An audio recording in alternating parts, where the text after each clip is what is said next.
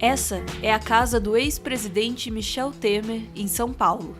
Na manhã do dia 21 de março de 2019, ele teria se perguntado por que havia tantos jornalistas na porta dele.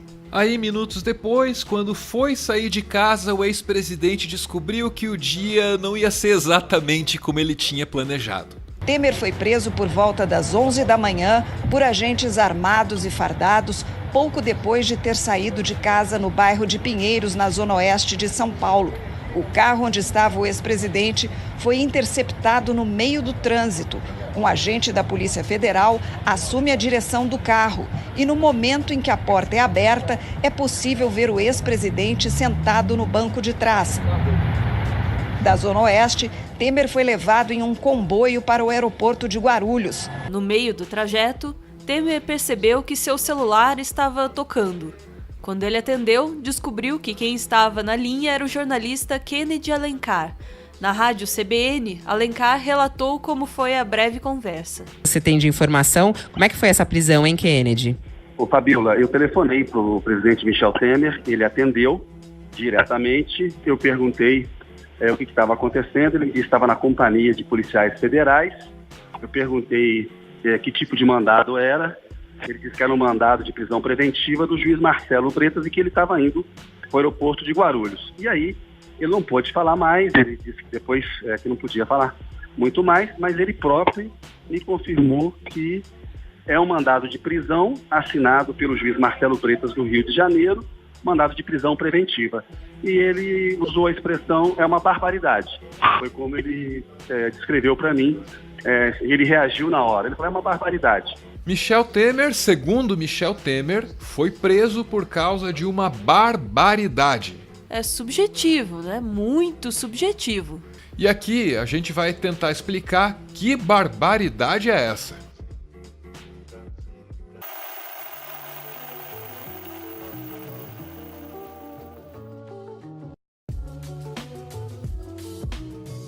Temer foi preso porque teria recebido propina através de um contrato da Eletronuclear, estatal responsável pela construção de Angra 3.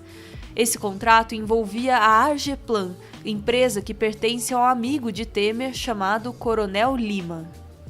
Essa Argeplan tem laços muito antigos com o Michel Temer.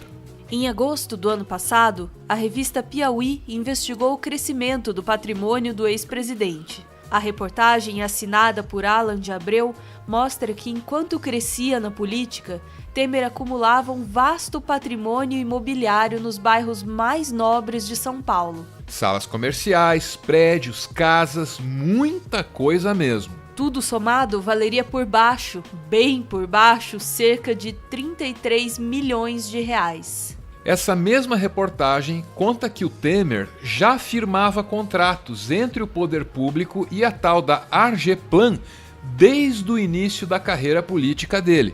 No começo dos anos 90, Temer era secretário de Segurança Pública de São Paulo. A secretaria, comandada por ele, firmava contratos com a Argeplan. Na gestão Temer, a PM contratou a consultoria da Argeplan para a construção de torres de telefonia.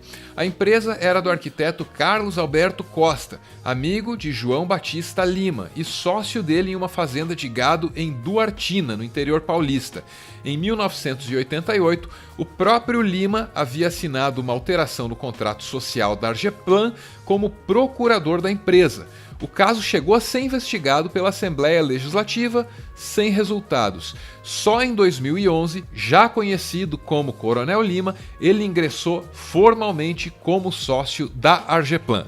O Coronel Lima também foi preso na operação desse 21 de março de 2019, além do ex-ministro Moreira Franco, que ajudou a Argeplan a ter acesso ao dinheiro de Angra 3, e outras 4 pessoas.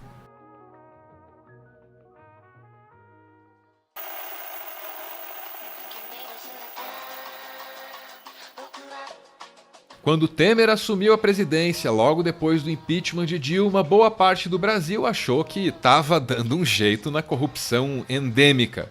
Temer começou o mandato dele inaugurando um novo tipo de discurso, menos paternalista e mais meritocrático.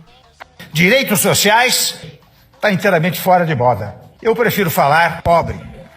Trabalhe. Meu, esse discurso aí tá editado. Claro que tá, eu tentei deixar ele mais verdadeiro. E eu fiz isso com outros momentos do Temer também, tipo o discurso dele sobre desemprego. Você sabe qual que era a solução do Temer pro desemprego? Um pacto. Olha aqui, o cidadão só terá emprego se enfrentar o pacto do diabo.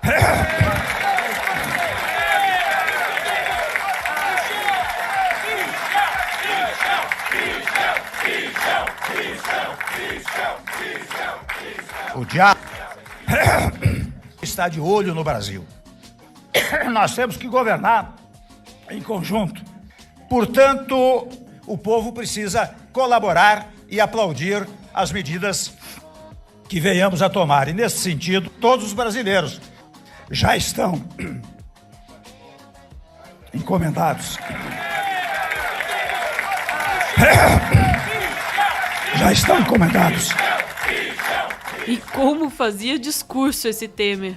Ainda durante o mandato, ele foi acusado de comprar o silêncio do deputado Eduardo Cunha, que já estava preso e sabia muito sobre o Temer. Lembra disso?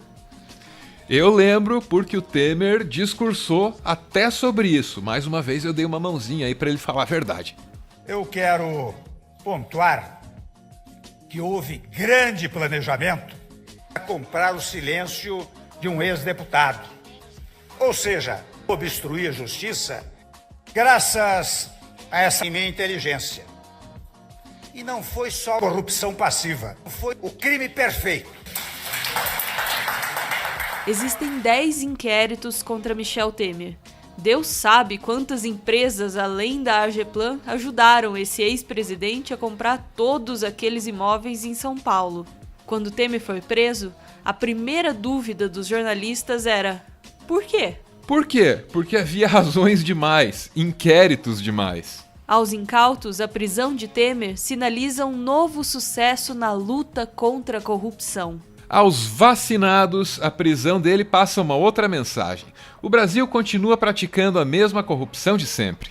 Não é que a tolerância contra a corrupção diminuiu, é que o poder passou a ser disputado por métodos policialescos. Porque, na real, a gente está sempre disposto a aceitar o laranja de um e o rachadinho de outro. Tudo segue do mesmo jeito, enquanto você trabalha. E os trabalhadores de todas as áreas produtivas, olha aqui, vocês trabalham. E ao mesmo tempo, nós não vamos parar por aí. O nosso lema, que não é um lema de hoje, nosso lema é pobre, trabalhe. Eu quero ver até se consigo espalhar essa frase em 10, 20 milhões de outdoors por todo o Brasil. Pobre, trabalhe, em letras garrafais.